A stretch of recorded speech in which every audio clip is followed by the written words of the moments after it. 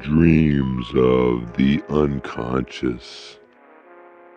Questioner: then you are saying that the subconscious is responsible for what I would call design or script writing for the dream. Is this correct? I am Ra. This is correct.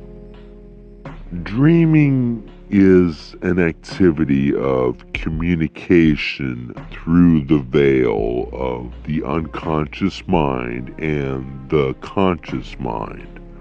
The nature of this activity is wholly dependent upon the situation regarding the energy center blockages, activations, and crystallizations of a given entity.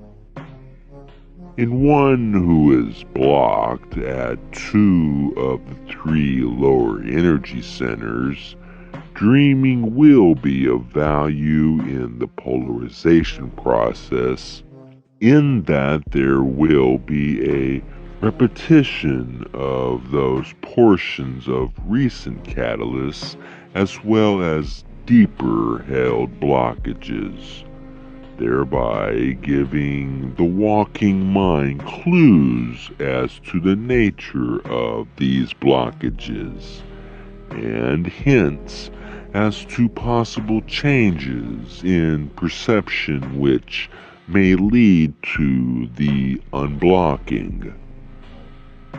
Therefore, in all cases, it is useful to a mind-body-spirit complex to ponder the content and emotive resonance of dreams.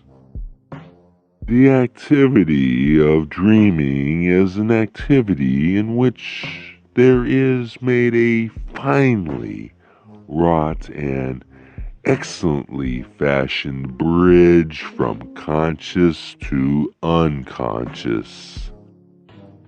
In this state, the various distortions which have occurred in the energy web of the body complex due to the misprecision with which energy influxes have been received are healed. With the proper amount of dreaming comes the healing of these distortions. Continued lack of this possibility can cause serious distorted mind-body-spirit complexes. The other function of the dreaming, which is of aid, is that type of dream which is visionary and which prophets and mystics have experienced from days of old. Their visions come through the roots of mind and speak to a hungry world. Thus, the dream is of service without being of a personally polarizing nature. However, in that mystic or prophet who desires to serve, such service will increase the entity's polarity.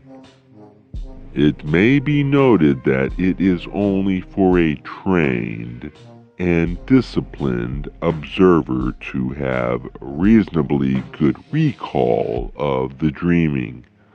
This facility may be learned by virtue of a discipline of the recording immediately upon awakening of each and every detail which can be recalled. This training sharpens one's ability to recall the dream. The most common perception of a mind-body-spirit complex of its dreams is muddied, muddled, and quickly lost.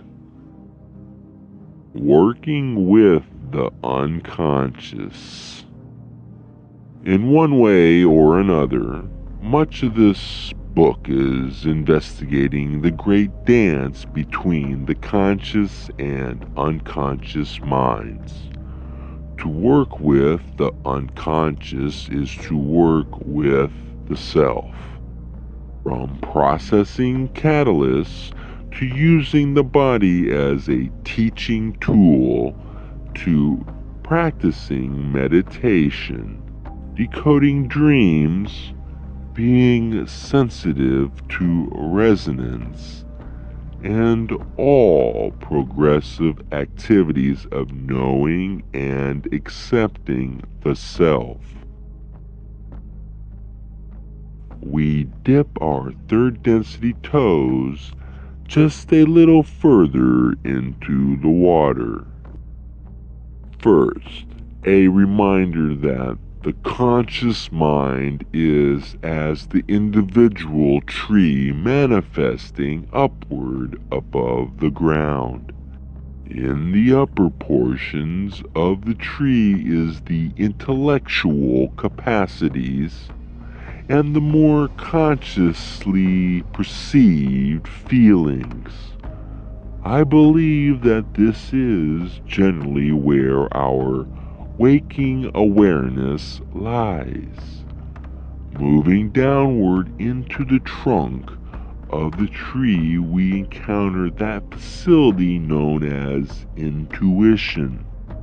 Moving further down the tree of mind, we see the intuition, which is of the nature of the mind, more in contact or in tune with the total beingness complex. The intuition is a bridge between the roots of the mind hidden below ground, behind the veil, and the upper portion of the individualized consciousness. This intuition, or at least the trunk that it occupies, has upward moving and downward moving functions, so to speak. In the upward direction, the function of intuition is to inform intelligence. However much data we gather to process through the software of our intellect, it will be incomplete without the intuition streaming information to inform our intellects of our own deeper reality, of the thoughts or feelings of others, and of the undercurrents of the moment. Sometimes that information emerges spontaneously in the form of inspiration, a breakthrough, a solution, an insight, or a vision of what could be. The mechanism of inspiration involves an extraordinary facility of desire or will to know or to receive in a certain area, accompanied by the ability to open to and trust in what you may call intuition. Following is a particularly unique example of the upward direction of intuition. Ra describes how the intuition is supplied or fed by the roots of the mind, and in this particular feeding, the third density entity perceives itself as connected to a cosmic community of other entities aiding their own planets in evolution.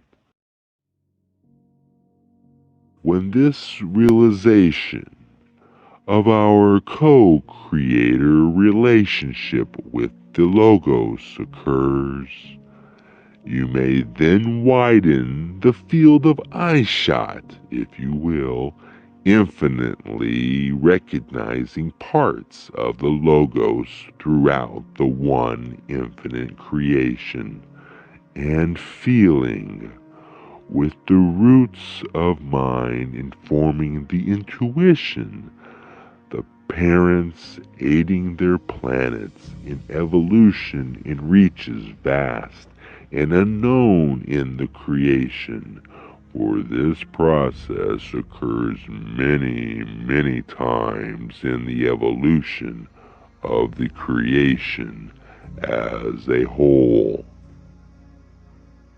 In the downward direction, in the following example, we see how the conscious mind, through ritual and discipline, in cooperation with the subconscious, sends communication through the trunk to the subconscious roots so that all levels may act as one. The change or reprogramming sought is then rendered in the depths as well as the surfaces. Fasting. As all healing techniques must be used by a conscious being, that is, a being conscious that the ridding of excess and unwanted material from the body complex is the analogy of the ridding of mind or spirit of excess or unwanted material. Thus, the one discipline or denial of the unwanted portion as an appropriate part of the self is taken through the tree of the mind down through the trunk to subconscious levels where the connection is made. And thus, the body, mind, and spirit then in unison express denial of the excess or unwanted spiritual or mental material as part of the entity. The conscious mind is a synthesized ratio or unique balance of both the rational and intuitive minds. Thus, whatever energy, information, or experience moves through the intuition, it must be appraised by and in balance with the upper rational mind of the entity. The function of intuition is to inform logic. In your illusion, the unbridled predominance of intuition will tend to keep an entity from the greater polarizations due to the vagaries of intuitive perception. As you may see, these two types of brain structure need to be balanced in order that the net sum of experiential catalysts will be polarization and illumination. For without the acceptance by the rational mind of the worth of the intuitive facility, the creative aspects which aid in illumination will be stifled. As a side note, Ra highlights one of the benefits of this rational, intuitive mind. They say that this mind, along with the body complex, makes it so difficult to learn alone that we are predisposed to be in relationship to one another. This is true of both polarities. Consider, if you will, the tree, for instance. It is self-sufficient. Consider, if you will, the third density entity. It is self-sufficient only through difficulty and deprivation. It is difficult to learn alone, for there is a built-in handicap. At once the great virtue and the great handicap of third density. That is the rational, intuitive mind. Thus, the weakening of the physical vehicle, as you call it, was designed to distort entities towards a predisposition to deal with each other. Thus, the lesson which approaches a knowing of love can be begun. Ross says that so far as the ability to polarize goes, the entity ruled by intuition and impulse is equal to the entity governed by rational analysis. Both facilities may be used for service to self or service to others. They add, it may seem that the rational or analytical mind might have more of a possibility of successfully pursuing the negative orientation due to the fact that, in our understanding, too much order is by its essence negative. However, the same ability to structure abstract concepts and to analyze experiential data may be the key to rapid positive polarization. It may be said that those whose analytical capacities are predominant have somewhat more to work with in polarizing. To fully utilize the resources and abilities of the unconscious self is to engage in true, as our world would call it, magic. Magical ability is the ability to consciously use the so-called unconscious. The principle behind any ritual of the white magical nature is to so configure the stimuli which reach down into the trunk of mind, that this arrangement causes the generation of disciplined and purified emotion or love, which then may be both protection and the key to the gateway to intelligent infinity. What I only vaguely understand is how the will uses the spirit shuttle to make contact with those deeper layers of the mind, and how the yield of that inquiry is passed upward from the roots through the intuition. In the first paragraph of the following quote, we see an example of the archetypal mind contacted through such means. And in the second paragraph, Ra indicates that it works essentially the same for the other informers of intuition. Each archetype presents an aspect of the one infinite creation to teach the individual mind-body-spirit complex according to the calling of the entity. Teaching is done via the intuition. With proper seeking, the power of will uses the spirit as a shuttle to contact the appropriate archetype aspect necessary for the teach learning. In the same way, each of the other informers of intuition are contacted. They are hierarchical and proceed from the entity's own subconscious mind to group or planetary mind, to guides, to higher self, to archetypal mind, to cosmic mind, or intelligent infinity.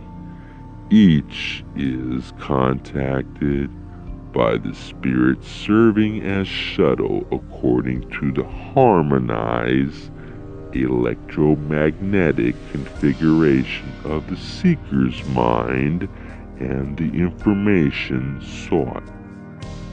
In another example, the student of evolution may evoke the potentiator of the mind as a means of understanding its own programming and its own pre-incarnationally chosen lesson with greater depth and clarity.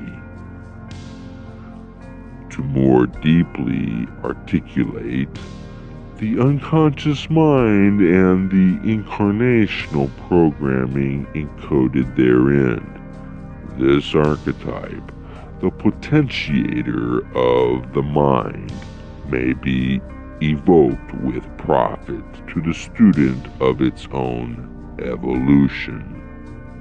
Questioner: then are you saying that the source of pre-incarnative programmed catalyst is the potentiator of mind? I am Ra. No. We are suggesting that the potentiator of the mind is an archetype which may aid the adept in grasping the nature of this pre-incarnative and continuingly incarnative series of choices.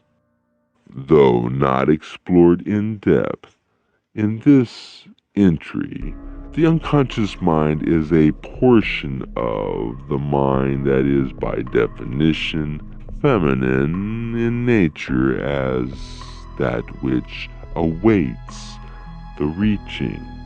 The conscious mind, on the other hand, is masculine in nature as that which reaches.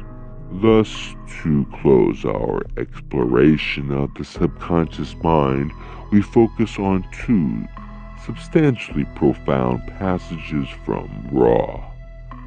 In the first, Ra encapsulates how the manner of the conscious mind's relationship to its own subconscious, which is to say, how we relate to ourselves, is fundamentally different for each polarity.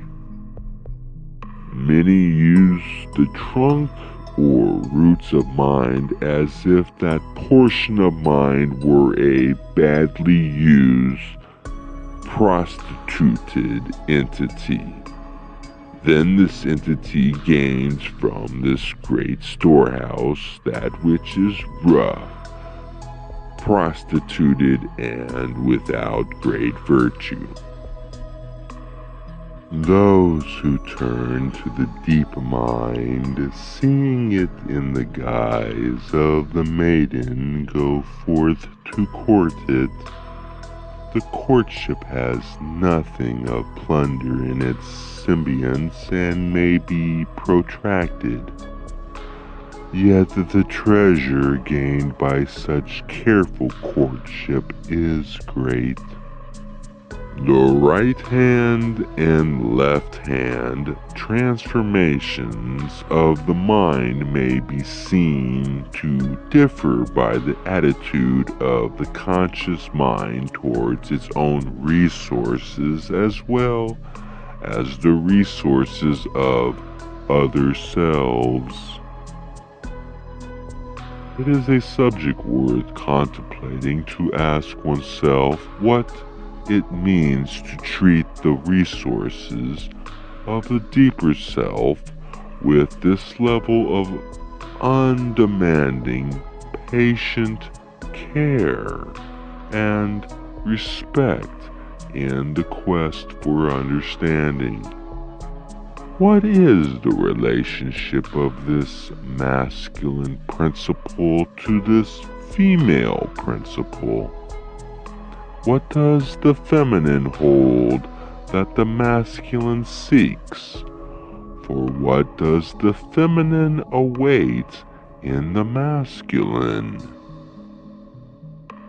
Dedicating oneself to one of two polarized pathways in this exploration of these questions yields transformation of the mind and thus transformation of the entity.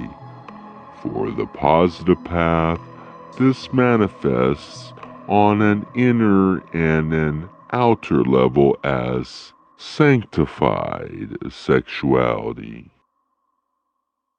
The concept of the pull towards mental polarity may well be examined in the light of what the student has already accredited concerning the nature of the conscious, exemplified by the male, and the unconscious, exemplified by the female. Indeed, both the postulated and the virginal of deep mind invite and await the reaching. In this image of transformation of mind in the tarot, then each of the females points the way it would go, but is not able to move, nor are the two female entities striving to do so. They are at rest. The conscious entity holds both. The will turns itself one way or the other, or potentially backwards and forwards, rocking first one way, then the other, and not achieving the transformation.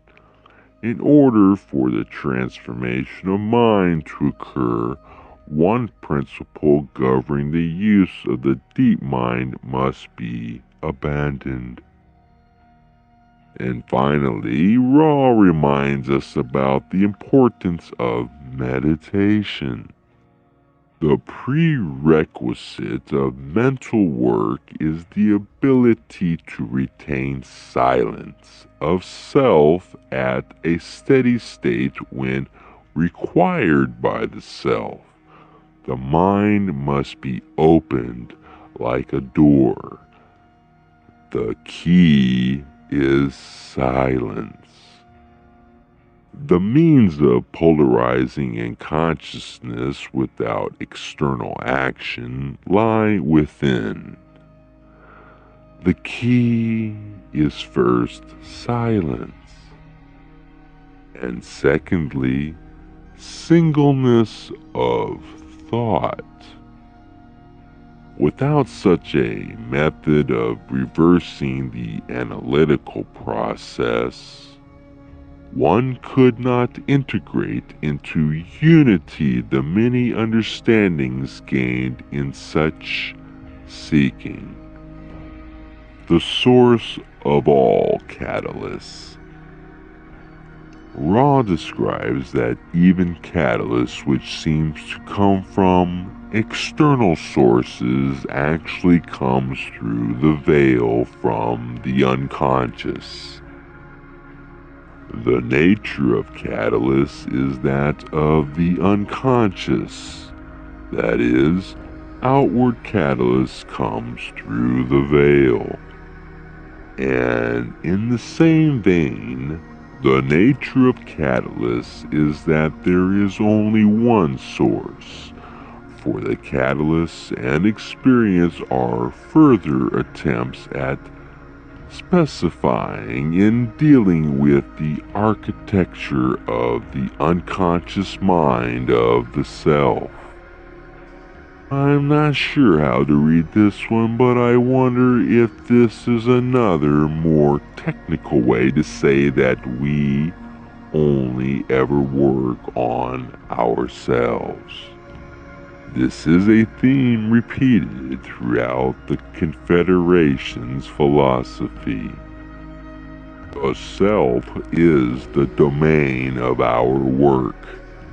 We cannot learn the lessons for an other self, or do the work for another, or change another, or this variation of the theme. It is impossible to help another being directly. It is only possible to make catalysts available in whatever form, the most important being the radiation of realization of oneness with the Creator from the Self. Less important being information such as we share with you. If catalysts and our experience are further attempts at specifically in dealing with the architecture of the unconscious mind of the self, then our own unconscious, not the activities of an other self, potentiates our own conscious mind, thus creating our own catalysts. Thus, the self catalyzes the spiritual evolution of the self. Yet, Ra also describes how catalysts can be delivered by external sources and events. They say that catalyst is offered by the sub-logos, that the healer provides catalysts for healing, and that the primary mechanism for catalytic experience in third density is other self. This is a bit confusing, though we seem to be reacting to an external person or event.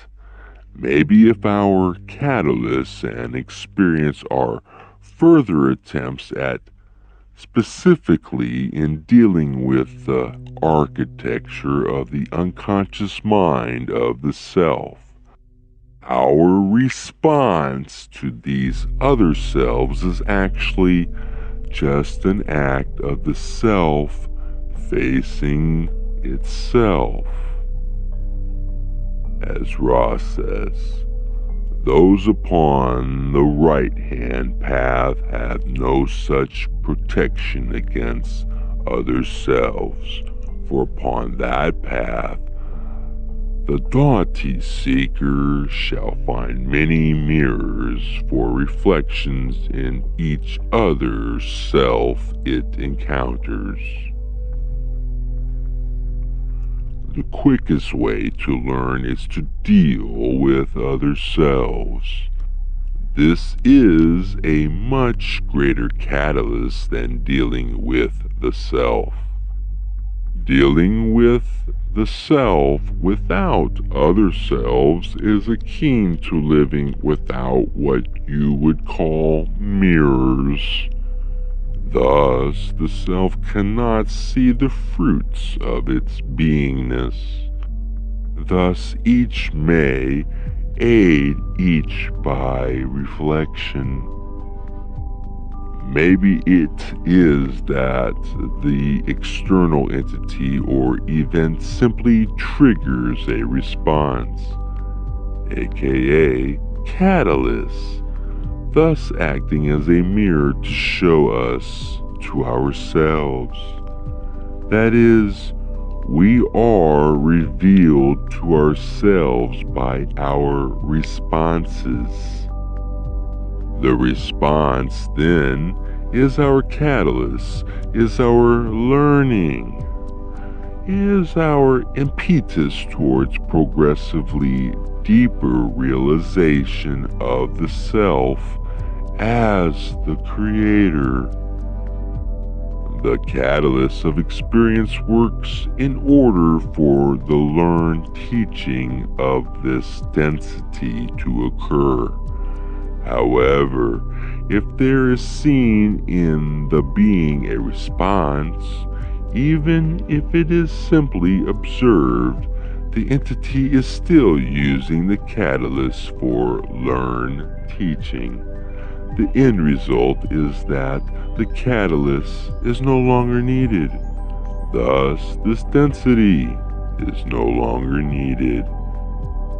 This is not indifference or objectivity, but a finely tuned compassion and love which sees all things as love. This seeing elicits no response due to catalytic reactions. Thus, the entity is now able to become co-creator of experiential occurrences. This is the truer balance.